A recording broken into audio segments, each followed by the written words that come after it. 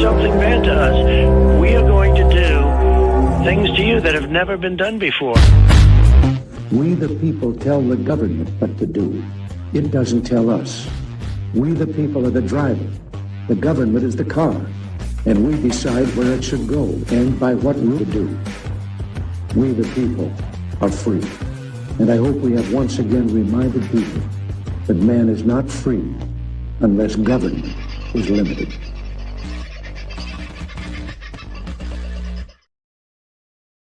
Hey folks, how are you? I hope you're having a pretty good sort of a Thursday. Mine has been, well, it's had its moments, but nothing terribly destructive or bad, although came across what looked to be quite a tragic car accident. And when I came across it again on my way back, it looked like it was a very, very tragic accident because the people who measure road scenes, accident scenes were there. So I don't know if anybody around here was particularly involved in that, but if you were, thoughts and prayers to the families involved.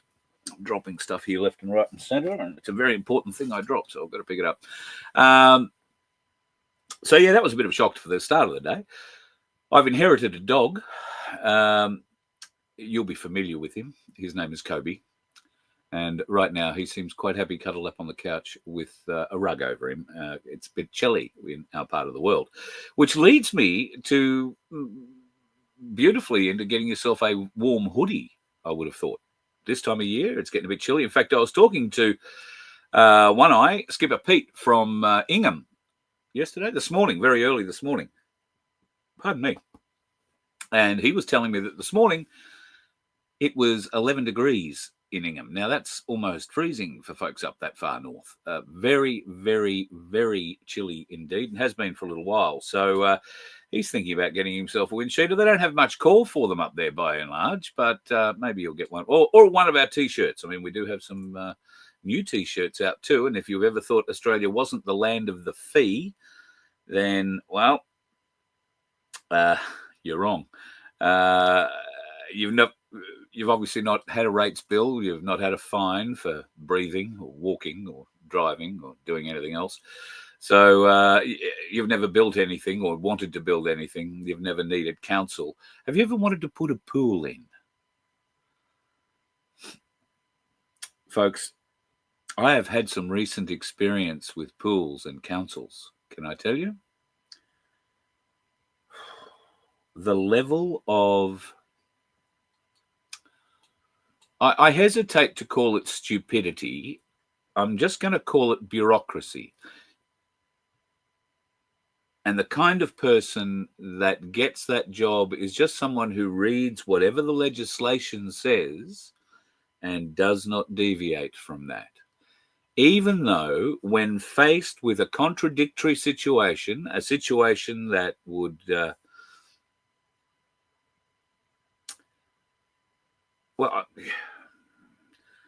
if you've ever tried to get a pool fence sorted, you'll know what I'm talking about. I defy any council anywhere to explain to me how anybody, anywhere, anyhow, could use a piece of plastic lattice. And when I say plastic, I mean soft plastic. And in Queensland's heat, it just sags softer, hanging on the inside of a pool fence that is 9 feet high, because it's actually a property fence, or 8 feet high, whatever it is, and used as a screen on the inside of the fence, not on the outside. How can somebody on the outside use that little piece of plastic to climb over said pool fence? I have no idea. And I would like to see someone try. I would really like council to come and prove to me that somebody could get in using a piece of extremely soft, and I'm sure you've seen it. It's a kind of really cheap shit that you can buy in like the reject shop that looks like a bit of green lattice work, but it's just plastic. No. I would also like them to explain to me how someone would be able to use the 100 millimeter gap in under a fence, under a gate. I want to see what child or human could get through a 100 millimeter by, let's be generous and call it 100 millimeter gap under a fence. It wouldn't be, it'd be 50 or 100 or 80. But explain to me how, show me, demonstrate to me how someone can break through. I mean, I know they're there for a reason. Backyard drownings are a thing, you know, and particularly now that we've got so many non-swimmers coming into the country, and my God, don't we have them coming in huge numbers? So yes, when you know, little Raj or little Rajit next door get a bit envious of the next door neighbour's pool because mum and dad have, you know, lived in, you know, some sandpit in India for their whole lives and they're quite used to the heat, but the kids are a bit envious of the pool next door. And so what do kids do? Well, you know, they sneak out, they pop over fences, they make friends with the kids next door if there are any. And next thing you know, you got one bobbing around in the pool like a poo in a pond. It's a very unhappy look. So I understand the need for pool fences. But abject stupidity surrounding the laws and pool fencing aside, I would like council to be able to prove, and the bureaucrats, not the council are just appointed people who think they're going to do something good for their community when they get in, I think, initially. And then they run into the bloke that runs the council, the CEO. And he runs everybody in the council, except the councillors. He just supplies the mail to the councillors and asks them to make decisions, supposedly. It gets a bit burdened. Anyway, I'm bleating on about things I probably shouldn't be, so I shall stop. Who was first in tonight? The lovely Aussie Sue. I trust all things are settled in your part of the world. A little cold out on the island too, I imagine. What is it here at the moment? 15 degrees where I am, so I would go so far as to suggest it's probably at least 3 or 4 degrees lower in your part of the world. It's always colder on islands for some reason. Russell Island, beautiful part of the world.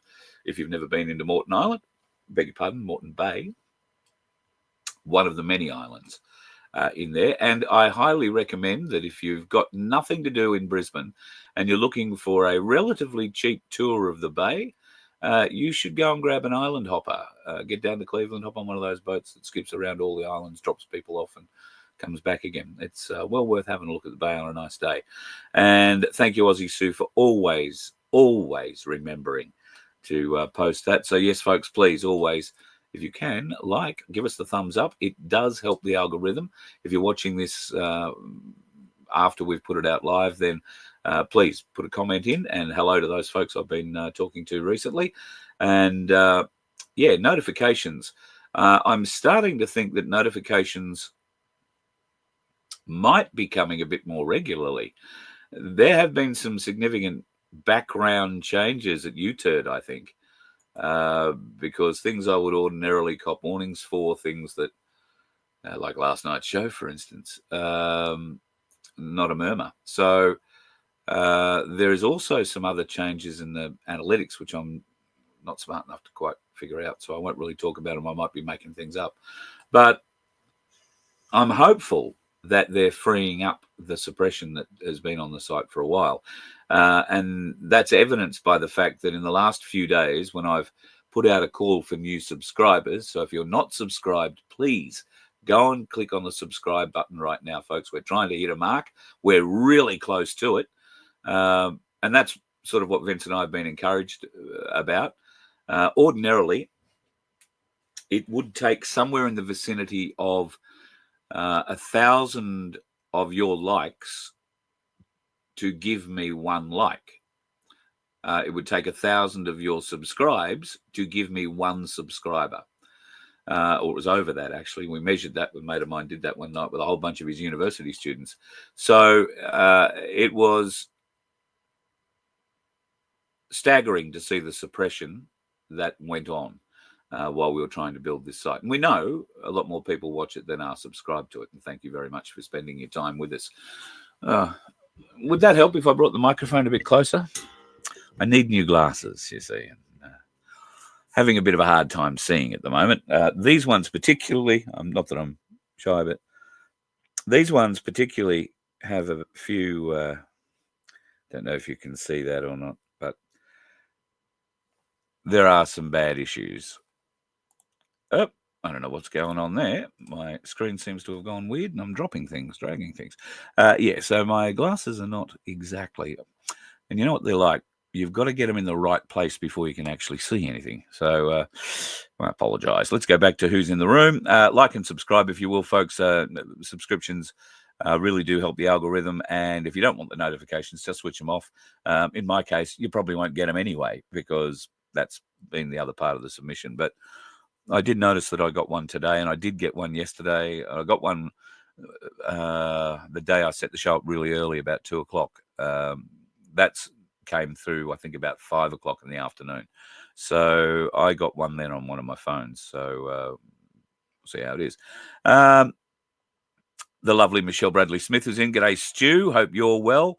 What were your thoughts last night, folks, on the show last night? I'm very keen to get your opinions. I've had an email chat with Rachel again today. In fact, I want to quote Rachel, if I may, to you. Let me just find the bloody email. I won't quote the whole email, but she said, it was lovely to meet you all and have a chat yesterday. And some of you decided to sign up for her course, which is great. Those of you who are thinking maybe August, I'll be in that one. I'm very keen to see what's involved.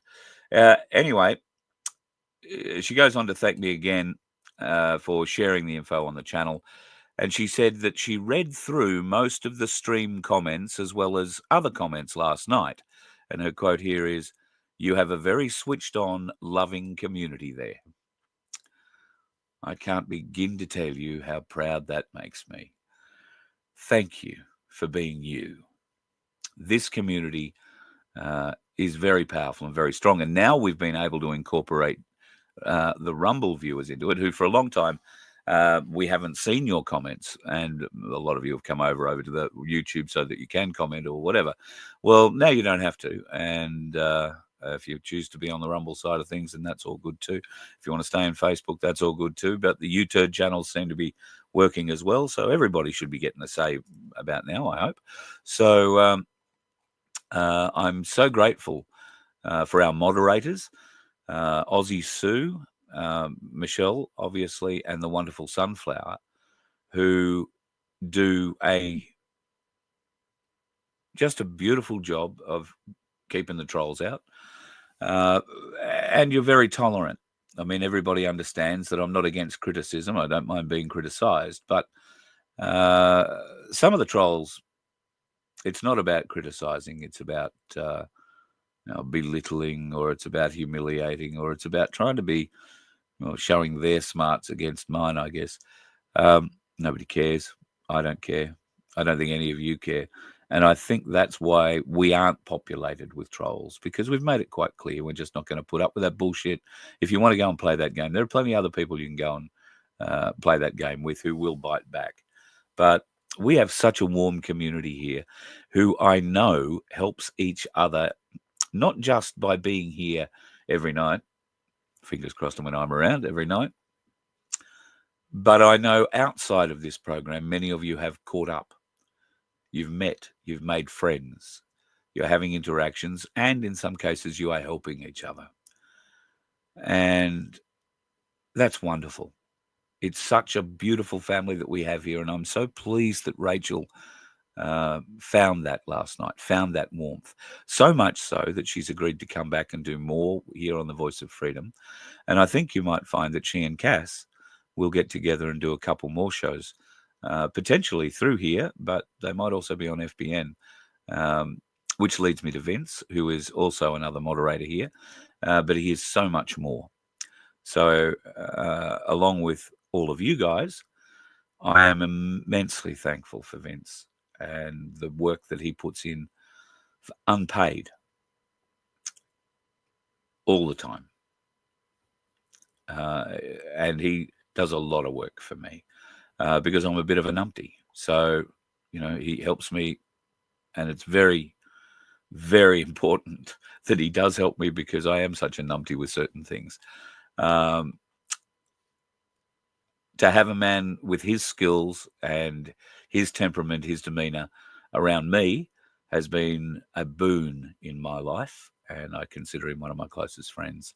So I am thankful for all of you, and I'd just like to put a cherry on top for Vince. I know he's probably not watching tonight; he's got other things on. So, Mr. Bill, God, thank you, mate. Thank you very much for the super sticker. Is it stickers or super chats or whatever they call it? Super chat does work again now these days, folks. So if you want to be guaranteed of asking and me seeing a question, that's probably a good way of doing it. It flags a big thing here.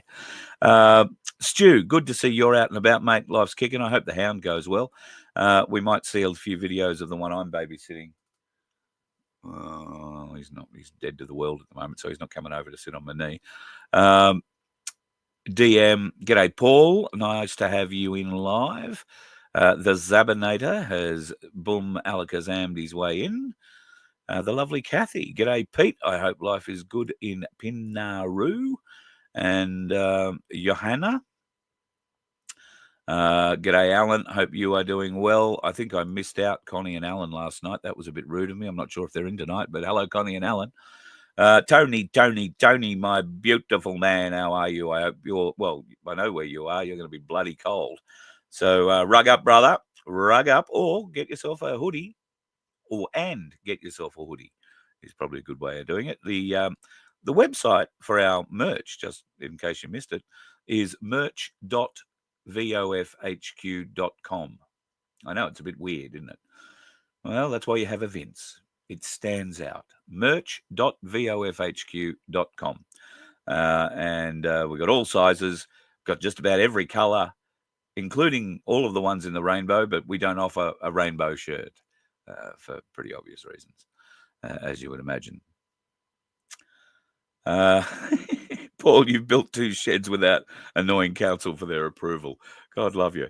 That's very, very good. I can't tell you what we built.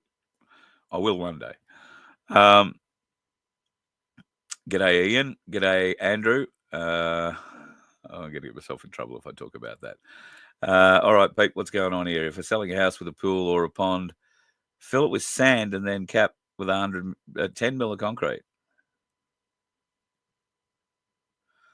Bulker bags would aid it in lifting it out later. You're quite right. 10 mil of concrete you can break up with a hammer. Yeah. Not that we're suggesting you do anything illegal, folks. And that particular situation wouldn't work for where we are, unfortunately. It's one of those sort of above-groundy kind of... This is how stupid it is. This pool has an electric lid, comes down, shuts it down. You can't lift it up without the key. Needs to be unlocked, turned up, motorized. Ridiculous. But I know. Got to get that 100 mil. Got to get that little bit of plastic off the fence because somebody might climb that. Forget that we live on a property. The only things that would climb it, would be interested in climate, wouldn't climb it. They'd jump over it. We've got a few kangaroos around here lately, and we've got a beautiful mother wallaby with a joey in the pouch that hasn't come out yet. And she hangs out the bus here about dawn every morning. So I got her some special food today. So with a bit of luck, I might be able to get some pictures. I'll stick a GoPro out there in the morning and see whether or not we can get something.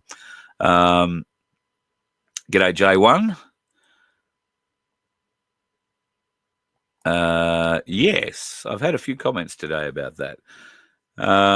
Cass is very invested in FBN, very invested in helping the freedom movement and being part of what we do. She's in a position now where, well, she's going on holidays. So she will be able to get a bit of a rest, come back, I think, fully charged and ready to go. And I wasn't joking last night. Any of you who've ever had any dealings with Cass when it comes to your superannuation or any other real estate or whatever other sort of businesses that she's been part of and you've needed, you will know that Cass is a warrior, a fierce warrior. And you're going to see a lot more of that, I think. I hope. The battles that they fight, those 2 ladies and others, are immense. And we need to share that fight. And we need to help those who've been through it. That's where we feel driven.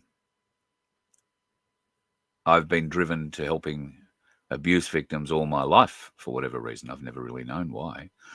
And what help I've been is probably debatable. But I haven't been the abuser. Well, at least not of those people. I may have abused the abuser a bit. Maybe a bit more than a bit. But I don't do that anymore. Just saying. Shit, I'm talking. Anyway, watch this space. There's going to be some interesting things coming up in the future. And we can't do it without your support. That's why I'm talking, hoodies and T-shirts. We do need help. We do need financial support. We do need voices to join us. We need strong people with a story to tell. Now, maybe you don't want to be a presenter. Maybe you don't want to be, anything at all. But maybe your story is important, or you feel your story is important to be told, to warn others. I've been contacted by somebody already who watched the show last night. And from that, they believe that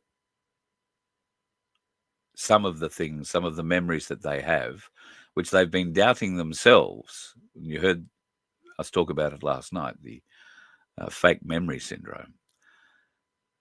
She now feels very encouraged to speak more about this and has reached out. So there is help available. Rachel obviously is extremely skilled. And there are others. And we will make sure that if you need that help, you will get it. Nobody should be made to suffer through what you've been through, ever. And the only way that will never happen again is that we do not stop hearing it. We do not turn away from seeing it. We do not shy away from it in any way. And that's sometimes uncomfortable and difficult to hear, particularly details. But it is through hearing those details that the fire will start in you. Hopefully, for those that are too dead to get it any other way, you shouldn't need this kind of fire starter to protect our children from pedophiles, from Satanists. You shouldn't need this. But you don't. The rest of them out there that are watching a current affair or watching the state of origin or watching some piece of bullshit about how NATO are going to be the world's greatest, most dominant power in the world as long as Russia doesn't fire anything back at us. Because that's what they're going to tell you. Oh, and they'll also tell you that things are going quite well in Israel and Gaza. Don't worry about that. Look the other way.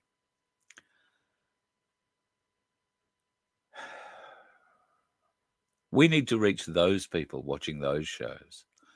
And I'm sure more and more and more of them are waking up every day. Even slightly. There is so many things being put forward by these governments, not just here, but around the world.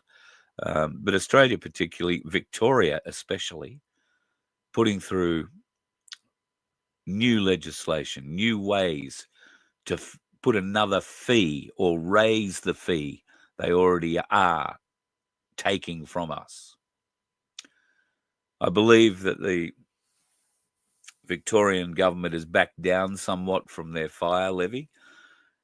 Somebody has told me that the farmers are now exempt from it, which I think is great. However, what about everybody else? I mean, seriously,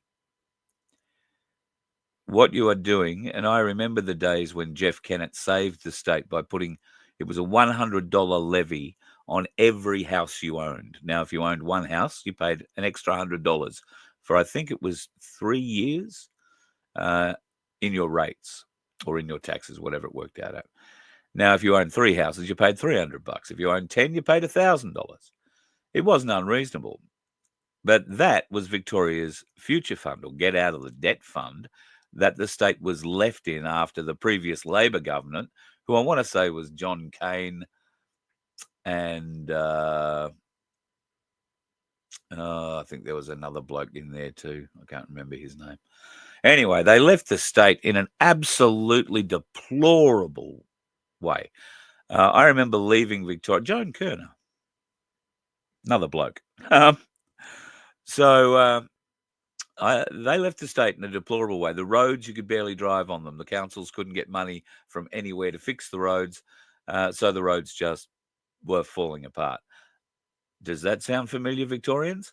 The last time I drove across Victoria and got off the Hume and cut across over to Bendigo, St Arnaud and over to Horsham, it rattled the shit out of the old girls so badly I lost my lights again. Now, the potholes that I've seen in Victoria are staggering. Is the council not getting money from the state government anymore? And what sort of a levy are they taking? God knows they've got so many different taxes and fees on Victorians, and they're screwing it down ever tighter. I got some wonderful friends that live in Victoria, and I've asked a number of them, if you could get out tomorrow, would you? If there wasn't, a mortgage or a whatever to stop you, would you get out? Yes, in a heartbeat. They're all looking to escape. If they could get out, they would. Would they come to Queensland? Well, no, some of them don't like the heat. I know none of them will go to Western Australia because none of them like the tyranny that's going on there either. And I guess it's peekaboo state for, pick your tyranny, really. New South Wales, Queensland, even Tasmania has a fair bit of that. Ask Martin Bryant. I should recommend to you the WASP files on YouTube. If you would like to get a very, very, very in-depth, independent look at what happened at the Port Arthur massacre, I commend the WASP files, W-A-S-P files, to you. Australian bloke, I'm going to try and get him on the show for a chat, as I am trying to get Madison King. Madison, I don't know, it's difficult. I've got no real way of approaching her. I don't know anybody who knows her, and I don't have a phone number. So if you know her, please reach out. Tell her I'd love to be in touch. I've sent messages through the Kimberley Bush Superfoods Company. I've reached out on TokTak. I've reached out on Anster Twat and all the other things. But I imagine that she gets quite inundated with people, as I do. So it's easy to get lost in all of that. So if you do happen to have a way of getting to Madison, she is fired up. I'm really keen to figure out why she's so fired up now. And I think I probably know the answer, given the way that she's been discussing Mr. Rennick. I suppose he is senator, isn't he, for another few days, end of the month. Oh, no, I didn't hear this. Did you hear Watson Transport's closing down? Yeah, the planned destruction of Australia. Well, listen, that sort of leads me into one of the first things I was going to talk about on the show tonight, and I'll just skip right down to the bottom of the chats rather than keep going, because this does lead into it very nicely. Yep. Now, the memes have been out for a little while. However, the joke in all that is that Australian companies like Watson's are going down the gurgler. How are they going down the gurgler? Well, we are getting a whole bunch of imported drivers who are getting fast-tracked through a licensing program, and then they are being put in charge of some of the biggest trucks on planet Earth. And what do they do with them? They park them. Or they don't. I've got photos, I should have loaded them up, of an Indian guy. I've actually got video of him getting out of his truck and claiming that there was nothing wrong when he'd wiped out the entire 3 sets of tyres on his rear B trailer when he pulled in. I think it was in Bogabilla, somewhere along the Newell. He'd collected something and dragged and burst 6 tyres, wrecked 3 rims or 6 rims, and dragged it for hundreds of Ks. And you could tell it had been dragged for a long, long way. And he planned on keeping on dragging it. It wasn't until it was actually the truckies called the cops on him. So this is happening all over the country. The joke is you get a Slurpee. Oh, well, we won't go into the Slurpees. Talk on the CB, and I tell you how close I am to the CB. Here it is, right here. The talk on the CB when I'm on the road, and I still have it on when I'm sitting in here, is of these Indian drivers and their lack of ability. We are not being racist. It is driver ability. I've got professional drivers. Now, some of you may look down your nose at people who drive trucks for a living. It's a hard job. The people who do it generally, by and large, love doing it, love driving. They pride themselves on being able to handle 60, 80, 120 ton and not kill anybody. Be able to back it with pinprick accuracy and not put a scratch on it. These are professional drivers. Instead, our market is being flooded with people who are very enamored with driving big trucks. They've never driven anything that was articulated, because I don't think there's a road in India that can handle something articulated. I might be exaggerating. But by and large, most of them come over here with a little bit of flatbed experience, and they do like to colorize their trucks in India, and I have seen it done here in Melbourne and in Sydney, where you've got these mobile bloody curtain shops driving along. It's ridiculous and very distracting. So God knows what it must be like inside, although I guess it keeps the flies away. Just saying. So our drivers are losing their jobs hand over fist. There's another mob just down the road here from me in Yatala. They put a big announcement out on Facebook. I want to say it was yesterday or the day before. Family-owned business, B-double, desperate for work, going anywhere, desperate for work, going anywhere. Why are these businesses going under? Well, it appears that a lot of these Indian drivers, because I've been looking into this, as have others, and I would like to thank, I'm not sure if he wants me to tell you his name, but he knows who he is. I would like to thank a mate of mine who's been helping me dig into this, who has a bit more knowledge in the trucking game. What appears to be happening is the Australian government has given incentives to people who want to be truck drivers of our trucks, and they've got some beautiful pictures of some of our biggest road trains, particularly. And God help us if we've got Guptas driving road trains. B-doubles are bad enough. But I'm not saying not all of them can drive. I'm just saying the majority I've seen, not good. I nearly hit one today. He had no idea what he was doing, driving up a freeway, and it didn't have lines on it for a portion. And he just started driving over in front of me. Had no concept of what he was doing. None. I guess it's easy, but there are those little flappy things in the middle. Anyway, the level of danger is staggering. I'm reliably, I'll say reliably, but I didn't see it, so this is all third-hand information. You might remember there've been some large accidents recently on the Nullarbor and on the highway stretching, particularly between Melbourne and Perth. There was another one in Adelaide. I want to say it was yesterday or the day before. That accident, I think it was coming into Adelaide, wasn't, well, at least the driver taken to hospital wasn't an Indian driver, an import. He was a 77-year-old gentleman with a long and distinguished driving career. Don't actually know the ins and outs of what happened with that, so I'm not casting aspersions. However, you might recall not long ago there were two B-doubles collected head-on.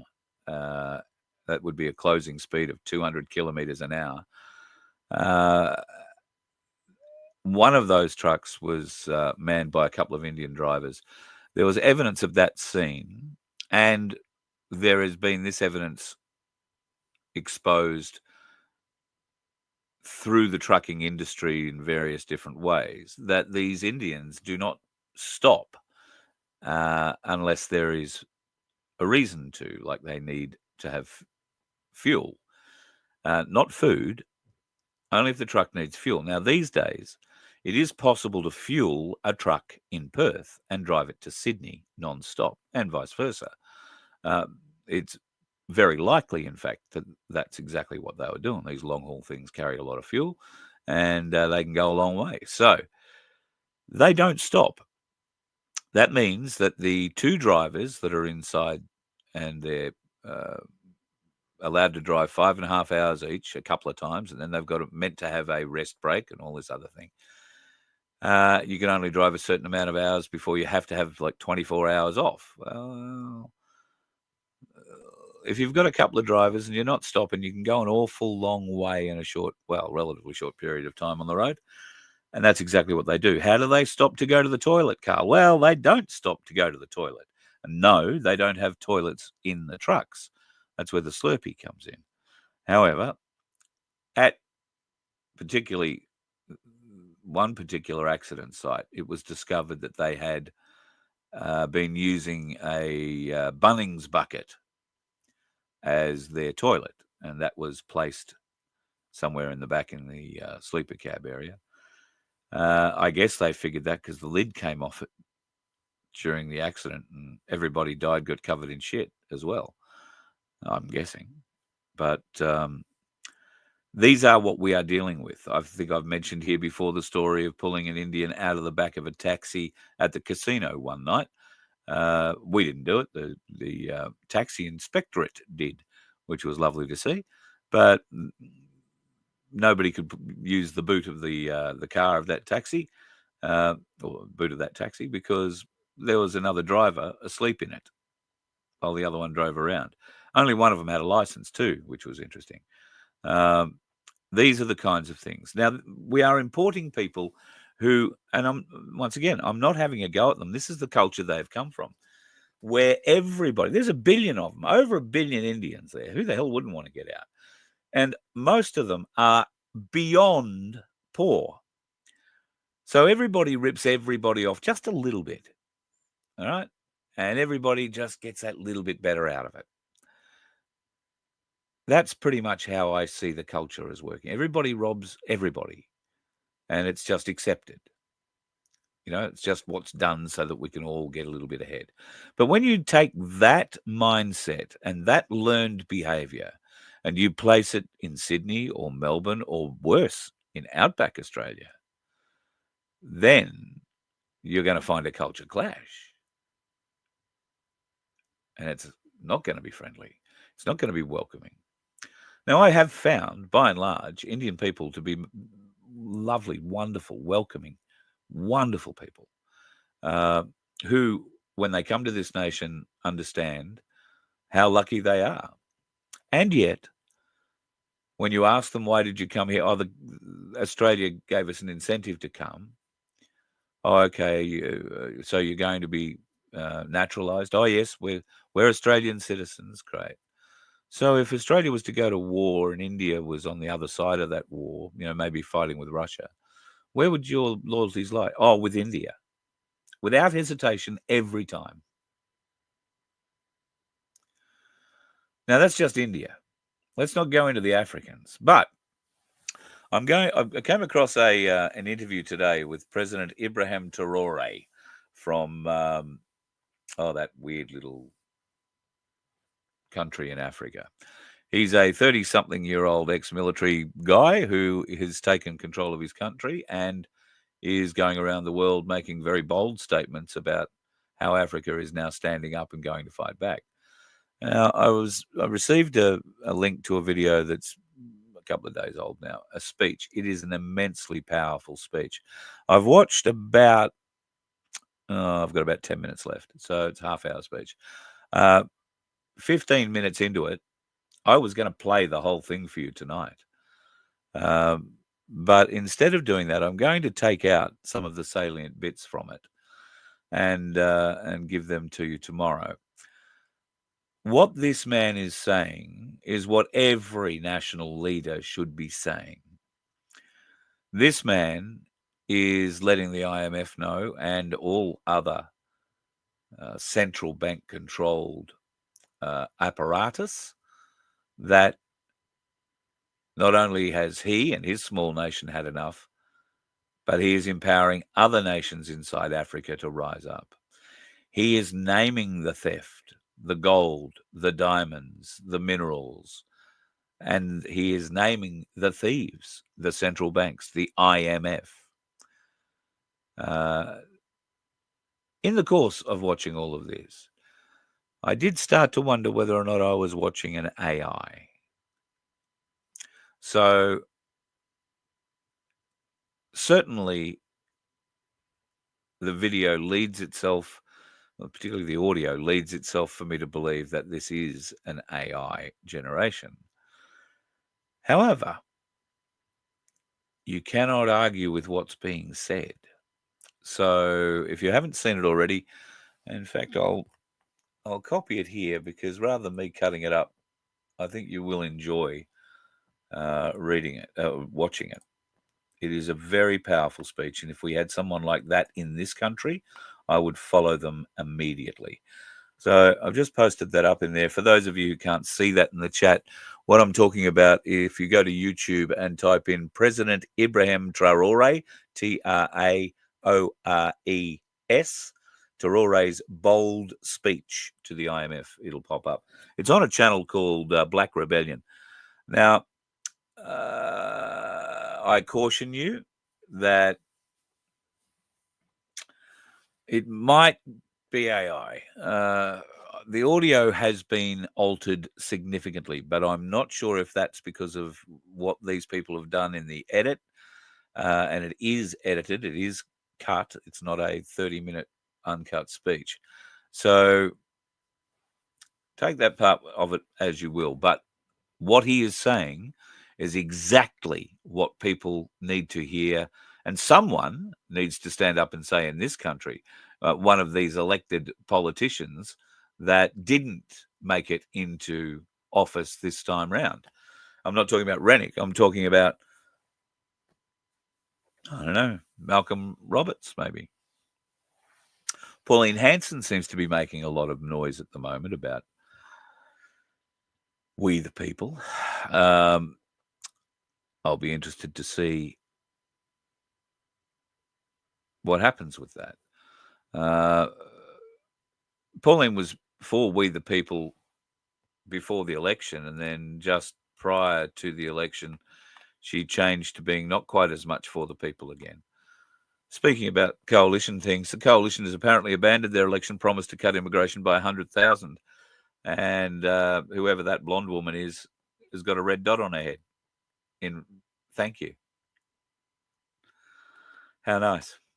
I am being facetious. I know who the blonde woman is. I just haven't thought up a name other than the blonde-headed clown. Because the red-headed clown was taken by that other twat a few years back. But can't be... no, don't get me started. If I was going to get started on politics, we'd be in all sorts of shit trouble. We are once again being encouraged, dear friends, to throw ourselves into the great pandemic. There is a new one coming, but oops, I've hit the wrong button. That one. So there is a new version of this bullshit story coming out again.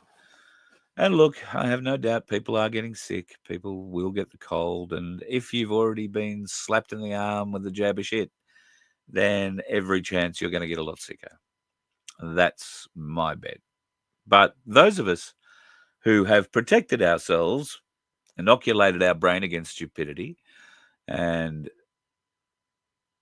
brainwashing, will resist again. And I believe this time our numbers will be much larger, much larger. Will it help? I don't know, because there are so many people walking around our community today who would have yelled, screamed, and called the authorities on us for not wearing a mask.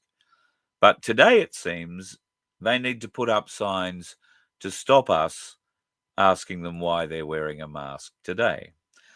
Now, thank you to my Mason mate, Mason, on the sunny coast for this. He was in a X-ray place today.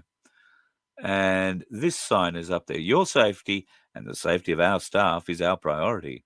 Wearing a mask is not currently a mandatory requirement for the general community. Some staff are wearing a mask because they cannot maintain physical distancing while performing examinations or for personal reasons. Oh. We encourage patients to wear a mask if you prefer and ask that you are respectful of the decisions of other persons regarding their health and well-being. You bastards. I mean, bastards. Respect me. I'm wearing a mask. Respect me. Respect my choice. It is my choice. It's my choice to wear a mask.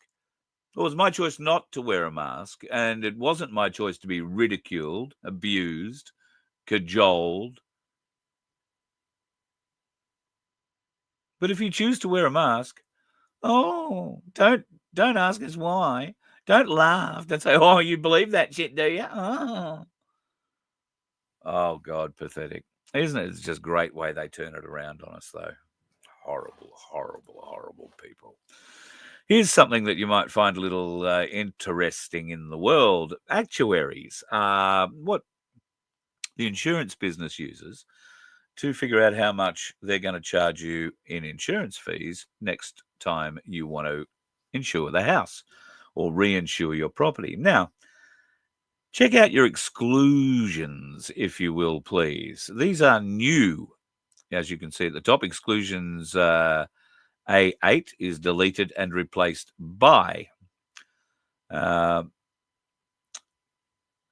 more interested in B, electromagnetic or solar disturbances.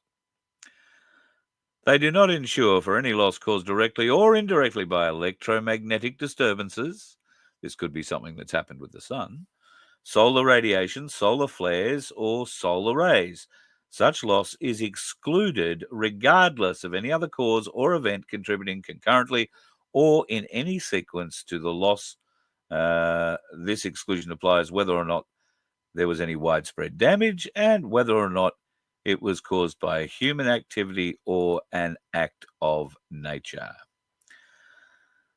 Oh, my lordy me. If you're not already checking out those things, folks, you need to be checking them out. Next time your insurance comes around, don't just rubber stamp it. Investigate it. See what they're changing, because every policy is changing. And it's not because, they're losing money. It's quite apparent they are not. I'll say that again loudly. They are not losing money. They are making a shit ton of money. And I Well, all they want to do is take more from you. That's all they want to do. I'm trying to find a video that I captured here the other day. There it is. Let's see whether or not I can share this with you.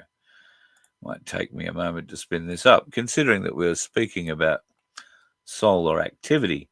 Now, oh God, I've hit a wrong button. Anything's possible now. And it's thinking, so it's never good when it thinks. Stop it. Stop it. Stop it. Oh, I think it stopped it. All right. I took this little bit of video the other day. You may have heard that we have a solar, or had a solar flare. This has been in conjunction with a lot of the earthquakes that have been happening and the volcanoes releasing. This is what that flare looked like as it hit the Earth a few days ago. Now, we are still being pounded by that electrical force. I'll just bring it back and try and play it again. And you can see that it has significant impacts on us. And we're talking about, showing there the landslides and the slips and associated other bits and pieces there. Now, it's a dangerous thing. And if you are in the CB world or in the ham radio community world, you'll know all about it because your radios probably haven't been working for the last few days. That solar wind, which I'll play again for you, it's only very quick. That solar wind is very, very powerful. The blast that came out of the sun was aimed directly at us.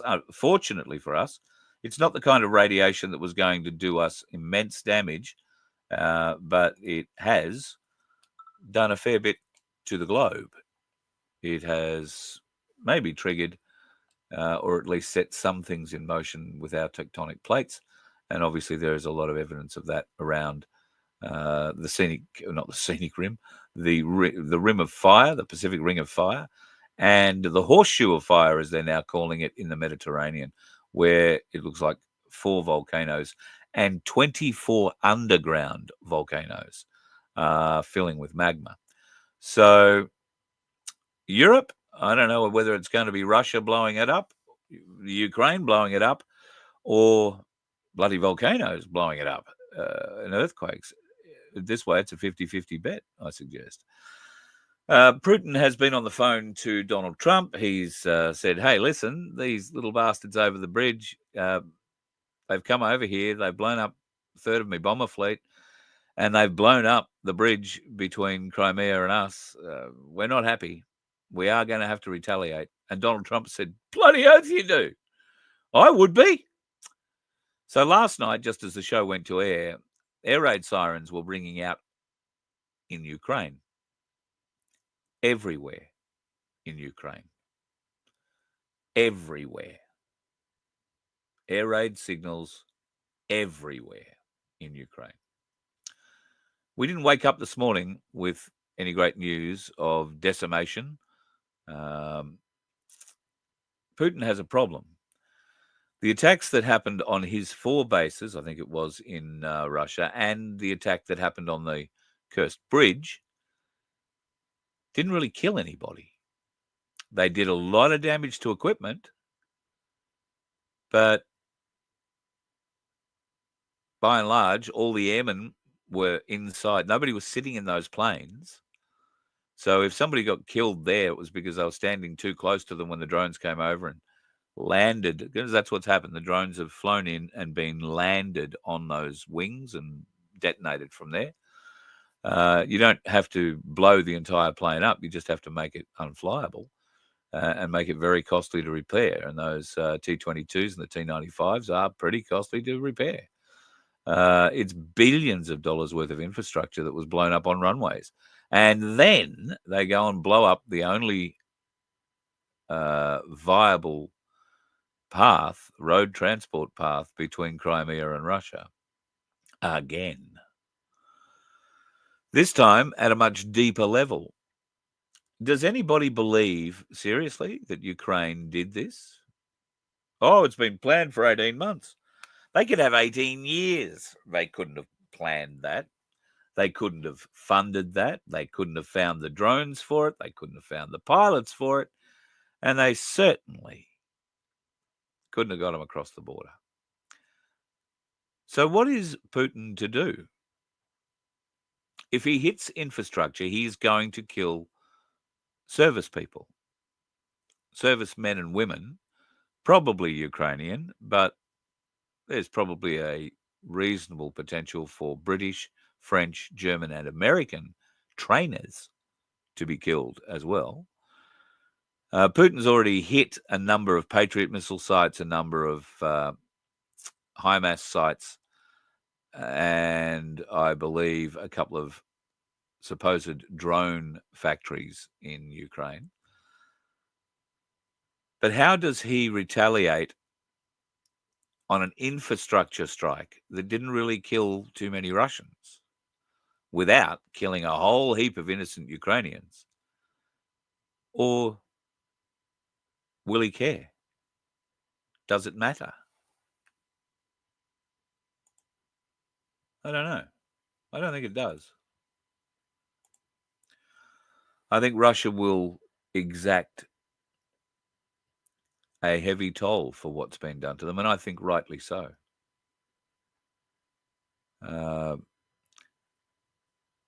I think the toll that should be extracted is probably not the one that will be, but it would be the most effective to the world. And that would be for a Russian Spetsnaz team to go in and snatch Zelensky and put him at the table in Moscow with Putin. Snatch him. Put him at the table in chains. Then see what happens. I wonder how strong NATO would be then. I wonder what sort of intestinal fortitude they would have then.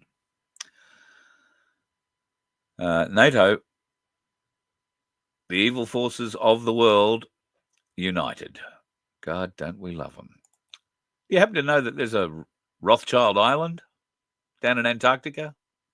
Found that the other day too. Thought it was rather interesting.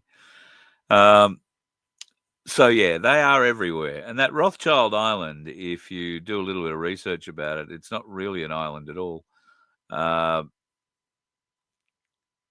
And if you get on Google Earth, I did have a look yesterday. If you get on Google Earth, you might remember a show I did a couple of years ago where we looked at some of those strange lines that never happen in nature. Strange lines, straight lines cannot happen in nature. And yet under our ocean floor, we seem to have a lot of strange straight lines. Some of them forming things that look like buildings and shit under our oceans. Well, I haven't fully tracked them yet, but it's probably worthwhile having a look at what sort of strange straight lines head to Rothschild Island in Antarctica. I wonder what sort of horrors have happened down there. We will find out, folks. We will. The love, the unity, the knowledge, the strength that we all share will get us there. Good always wins. God in heaven, our Father, protects us. Let's hope he can protect us from the dickheads on the road. Have a good night. You let one ant stand up to us, then they all might stand up. Those puny little ants outnumber us 100 to 1. And if they ever figure that out, there goes our way of life. It's not about food. It's about keeping those ants in line. That's why we're going back. Does anybody else want to stay? Let's ride!